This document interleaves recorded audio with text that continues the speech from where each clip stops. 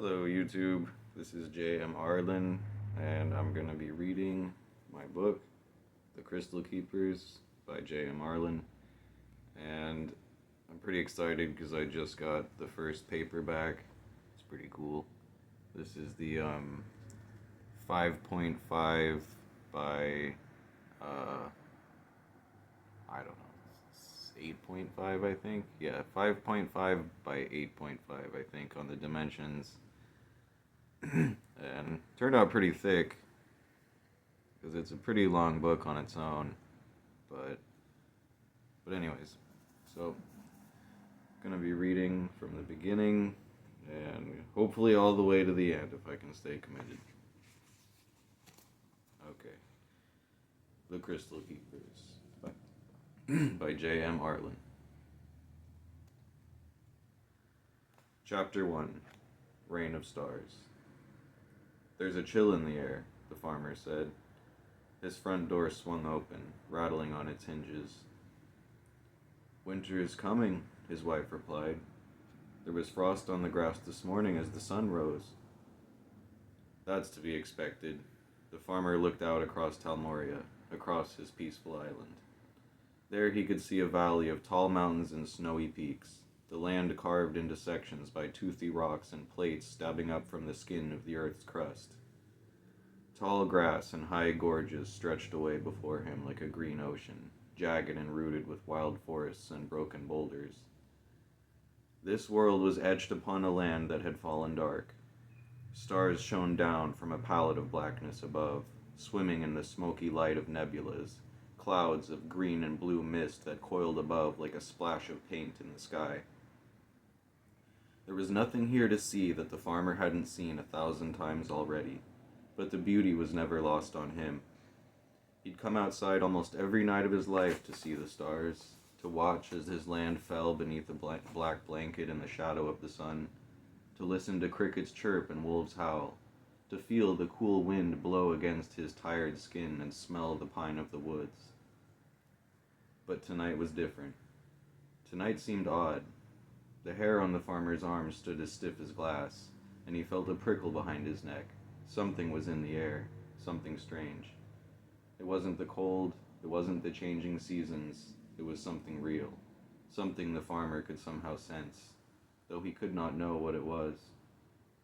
There in the dark clouds, in moonlight as pale as snow, the farmer could see something glowing above like a spark, like a star, like a flame in the night burning bright, but it was hard to be sure what he was looking at.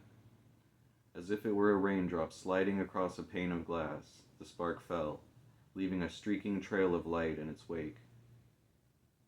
A sailing star, the farmer murmured beneath his breath, trying to explain away what he saw. But it wasn't a sailing star. The fiery light dragged down, red as blood, scratching a mark upon the night sky so deep it could be seen for thousands of miles around.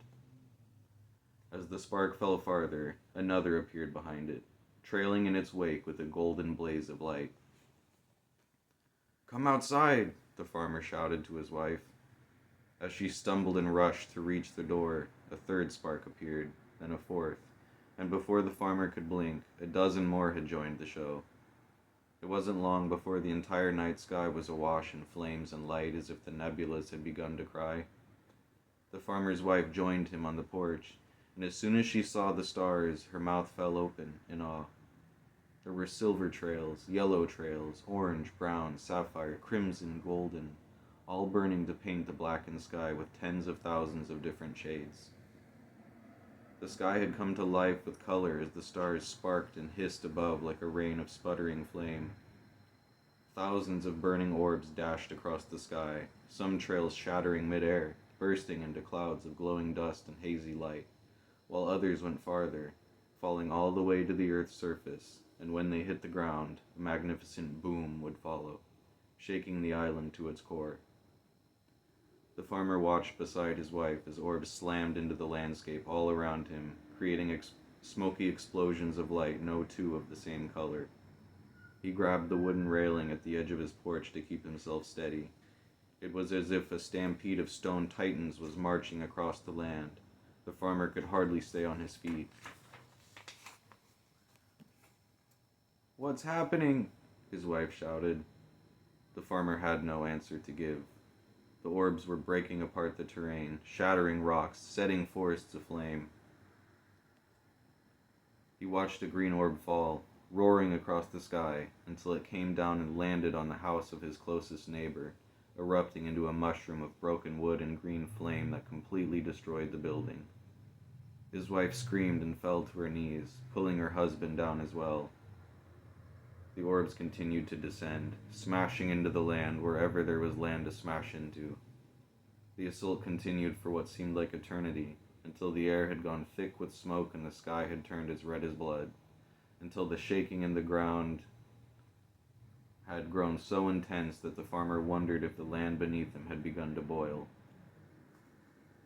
Not far away, there was a scream of light, then an explosion of sparks and dirt erupted, raining debris down across the farmer's home like a hailstorm. The farmer and his wife were knocked to the floor of the porch by the shockwave. In the aftermath, a clap of thunder could be heard echoing across the valley. As the sound subsided, the world was left in silence. The farmer slowly realized that the shower of flaming orbs had come to a stop.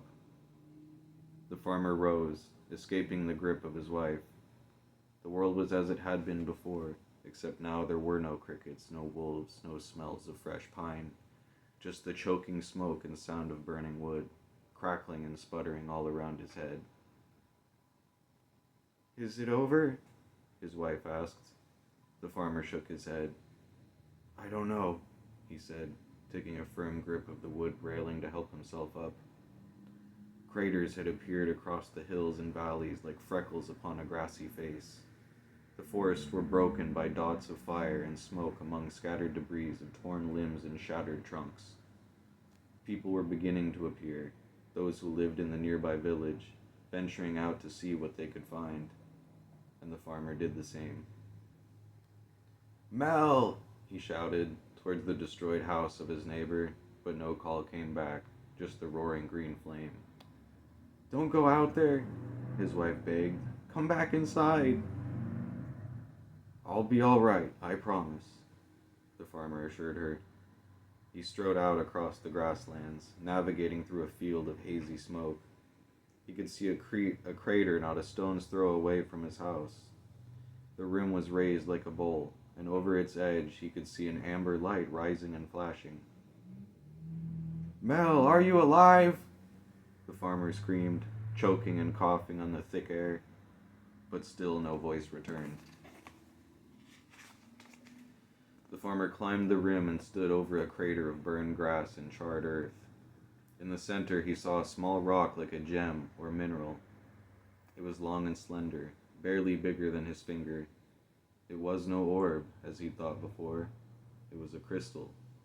But this was no ordinary crystal. "What is that?" the farmer heard his wife whisper. The farmer approached the crystal and knelt. There in the burned soil and charcoal, buried to its neck in debris of rock and wood, was a small amber stone. His heart leapt. He reached out and swept a layer of ash off its glassy surface. The stone was cool as ice. The farmer grabbed the rock and plucked it from the earth in 2 fingers, staring in wonderment at what he had found.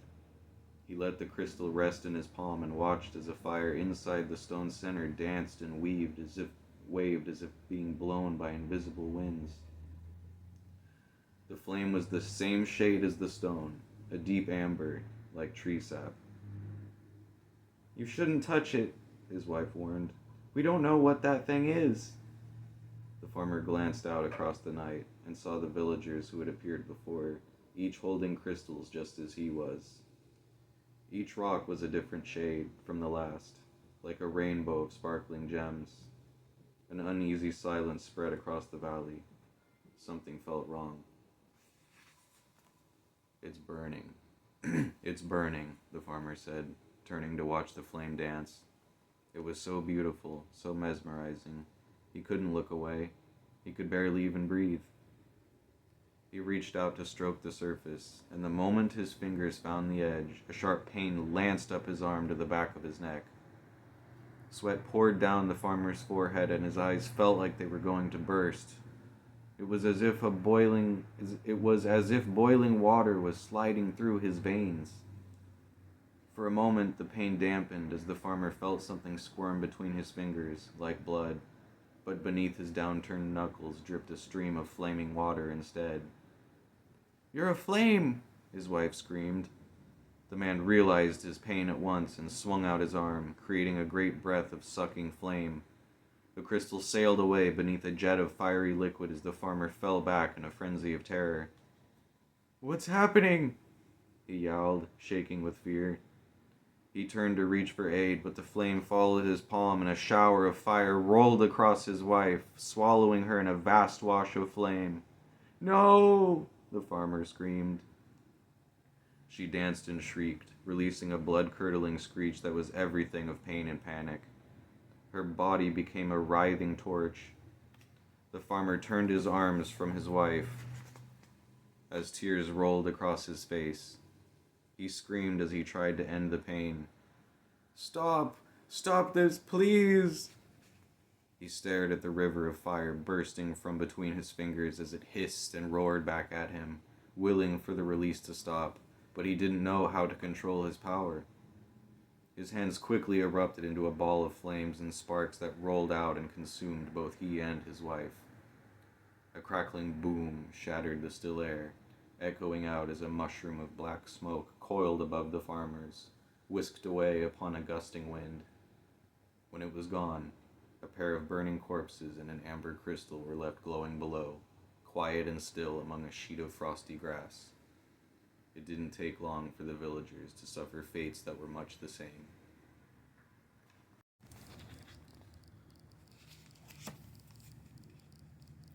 "1,000 years of tomorrows crept by, and the world changed drastically within that time. Wars were fought for the crystals, factions rose and fell, kings and queens met death. The most famous of the dead became Mikkel, the first king to unite all Talmoria under one flag, and his precious blue stone, who died at the hand of enemies he fought to erase.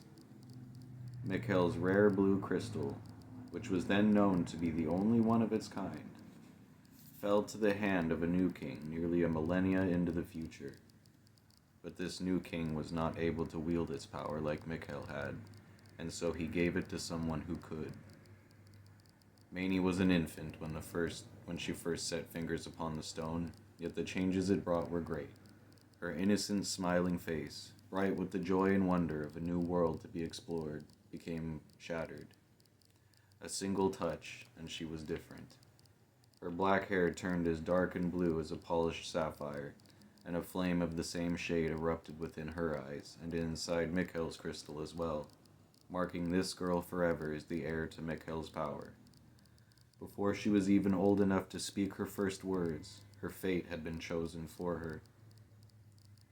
As she grew through childhood, Mani was kept in a tower, a tall and stony rod standing behind the majesty of a gilded mansion, built upon a crest of reaching rock that looked out across a massive city filled with thousands upon thousands of tall and short structures, all enclosed within an iron fence in a mouth of toothy mountains.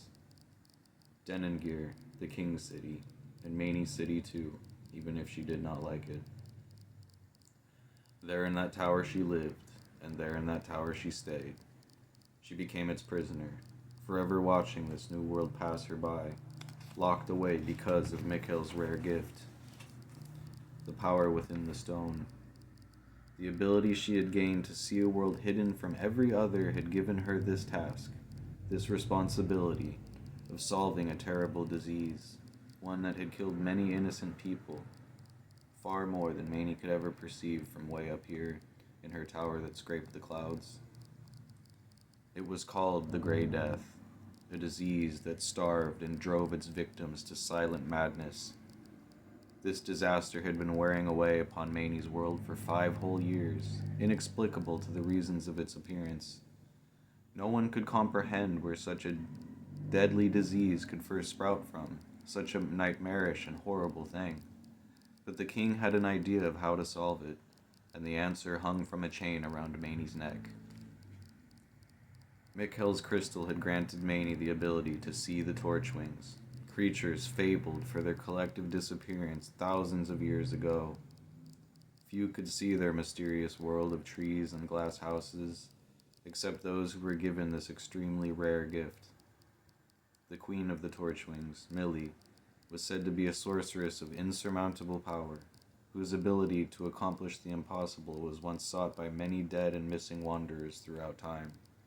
But it was King Dukmat who now desired her aid, and this time the need was dire.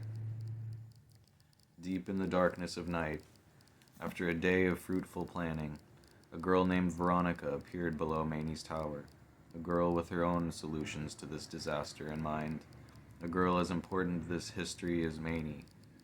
And so this story began, on a dark and cloudless night, in a land that had been forgotten. End of chapter.